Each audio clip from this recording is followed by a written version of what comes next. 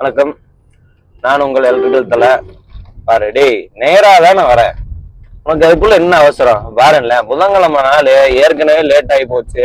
10 மணி ஆச்சுன்னு போயிட்டு இருக்கிறோம். என்னடான்னா நம்மளுக்கு முன்னாடி எங்கதான் போறானுன்னு தெரியல. 10 மணி ஆனாலும் இன்னும் வேலைக்கு போய் சேர மாட்டேங்கிறானுங்க. எல்லாம் எங்களை மாதிரி லேட்டா போறவனாவே இருக்கிறானுங்க. எப்போ நேரத்திலேயே போயிடுவோம். பையன் லேட் பண்ணனால ஒன்றும் பண்ண முடியல. ஸோ லேட்டா போக வேண்டியதா இருந்துச்சு. எல்லாம் உடல்நிலை சரியில்லை, எல்லாம் கிட்னில ஸ்டோனு அப்படி இப்படி நிறைய பிரச்சனை. ஸோ அதெல்லாம் பார்த்துட்டு இருக்கோம். என்ன அப்படின்னு முதுகு வலி வேற தாங்க முடியல.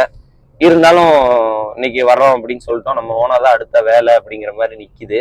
ஏன்னா பால் சீலிங் க்ளோஸ் பண்ணணும், பிரேம் அடிச்சு நிக்குது. போய் ஃபேன் ராடு இதெல்லாம் மாட்டிட்டு மெயின் கேபிள் ஒன்றும் போடாம வச்சிருக்கோம்.